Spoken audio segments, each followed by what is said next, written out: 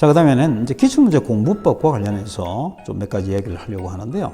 우선 이제 우리가 흔히 기출이라고 했을 때 이 기출이 이야기하는 범위가 어디까지 하는 거죠? 당연히 수능은 포함이 돼야 되겠죠. 수능. 그 다음에는 뭡니까? 6월 모의 수능이 있죠. 그 다음에 또 뭐가 있어요? 9월 모의 수능이 있죠. 그래서 우리가 흔히 기출이라고 할 때는 수능, 6월 모의 수능, 9월 모의 수능 이런 것만 우리가 실제로 여러분들이 공부해야 될 기출이라고 볼 수가 있습니다. 여러분들이 뭐 3월에는 보지 않았지만 4월에 이제 곧 시험을 보겠죠. 그 보는 게 이제 전국연합 모의고사입니다. 그죠? 전국연합 모의고사는 엄밀히 얘기하면 기출이 아닙니다. 그래서 이제 이 두 개의 가장 큰 차이는 위에 있는 이 수능과 6월, 9월 모의 수능은 교육과정 평가원이라고 하는 곳에서 출제를 하고 전국연합은 전국 시도 교육청에서 출제를 합니다. 그래서 이거는 출제진 또 출제진의 숫자 이런 거를 비교해 보면 비교도 안 될 만큼 이 교육과정 평가원에서 출제하는 것이 인원도 훨씬 많고 검증하는 사람들도 많기 때문에 문제의 오류가 거의 없습니다. 근데 가끔 이 전국연합은 오류가 있는 문항들이 가끔 나오죠. 수능은 거의 그런 게 없습니다. 그래서 문제들이 퀄리티가 대단히 높고 깔끔하죠. 그래서 여러분들이 기출을 공부한다 했을 때는 전국연합보다는 수능 6월, 9월 요 기출들을 공부하는 것이 좋고 그러면 도대체 그 범위를 어디까지 공부해야 되느냐는 거죠. 선생님은 우선은 추천해주고 싶은 3년치입니다. 3년치만 해도 9세트가 나오죠. 1년에 3번이니까 곱하기 45를 하면 135문제가 나오게 됩니다. 우선 3년치를 꼼꼼하게 공부를 해야 됩니다. 그 다음에 3년치를 다 한 친구들은 5년, 7년 이렇게 홀수 두 단위를 높여가면서 공부를 하면 좋겠다는 생각이 듭니다. 자, 그 다음에는 이제 등급별 공부 전략을 같이 한번 보도록 하겠습니다. 먼저, 그래서 1, 2등급이라고 했는데, 뭐 여기서 1, 2등급이라고 하는 것은 뭐 최소한 92, 3% 이상을 1학년 때부터 해서 거의 대부분 유지하고 있는 학생들을 얘기합니다. 자, 이 학생들의 경우에는 이렇게 고득점을 계속 받고 있는 친구들, 물론 이 친구들도 실제 수능감이 떨어질 수 있습니다. 그래서 이 친구들 같은 경우에는 이제 가장 자기가 고득점을 나중에 받는데 가장 관건이 되는 것은 사실 비문학, 독서라고 볼 수 있죠. 그래서 뭐 여름방학 때, 지난 겨울방학 때 문법이라는 문학이라는 것을 충분히 공부했다는 가정 아래 자기가 좀 시간이 남을 때는 비문학 중심으로 공부를 하는 게 좋고, 이 비문학도 역시 기출을 분석하는, 선생님이 4교시 때 분석법에 다시 얘기를 하겠지만, 그걸 중심으로 하는 게 좋을 것 같아요.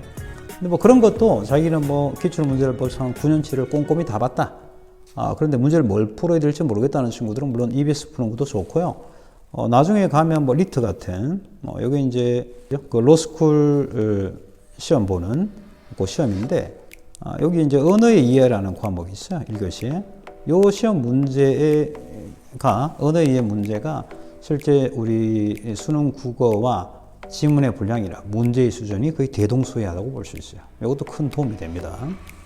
근데 지금 당장 풀 것은 아니고 조금 나중에 자기가 좀 킬러 문항을 좀 준비하고 싶은 학생들은 나중에 봐도 좋겠다는 생각이 듭니다. 두 번째는 이제 3, 4등급 때 정도. 이 친구들은 뭐 공부는 어느 정도는 한 친구들이죠. 근데 이 친구들은 보면 되게 특징이 문법에서 꼭 한두 문제 틀립니다. 그 다음 문학도 조금 그렇죠. 비문학이 또 당연히 어렵겠죠. 그리고 이 친구들은 자기가 문법을 한번 정리하지 않았다면 문법부터 해라.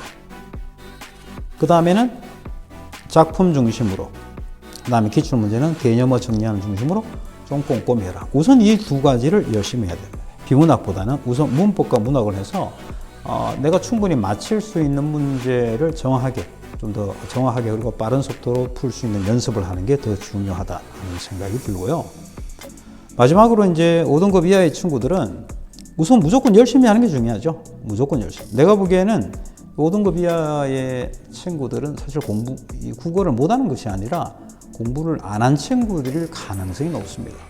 하루에 1시간 이상 국어 공부를 해본 적이 없다는 거죠. 그래서 이 친구들은 하루에 90분 이상 계속 시간을 투자한다면 3, 4등급까지 누구나 다 올라갈 수 있습니다. 물론 그 이상 올라가려면 조금 더 많은 노력이 필요하겠지만 말입니다. 그래서 이제 이 친구들 같은 경우에는 우선 무엇부터 공부하는 것이 좋으냐?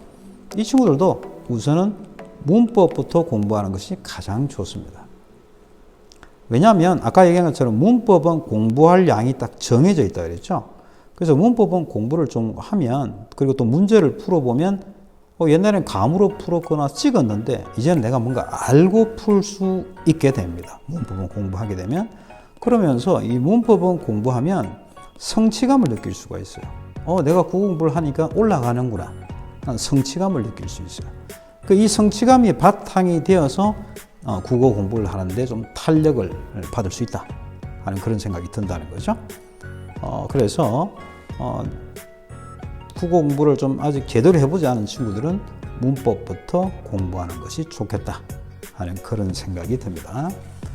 그래서 오늘 선생님이 지금까지 뭐 수능 국어 문항이 가지고 있는 어떤 구성, 특징 부터 시작해서 영역별 공부법, 그 다음에 또 등급별 공부법 이렇게 좀 설명을 드렸는데, 좀 자세한 것은 수업 시간에 다시 얘기를 하겠지만은, 여러분들이 지금 힘든 시간, 어려운 시간을 보내고 있는 건 잘 알고 있지만 시간을 좀 내어서 공부를 많이 해야 되겠죠. 특히 우리 국어 공부 같은 경우에는 선생님 밤에 하는 것보다는 오전에 하는 걸 많이 추천해 드리고 싶어요. 왜냐하면 수능 국어는 아침에 시험을 보죠. 그래서 국어 공부는 오전에 하는 것이 가장 좋습니다.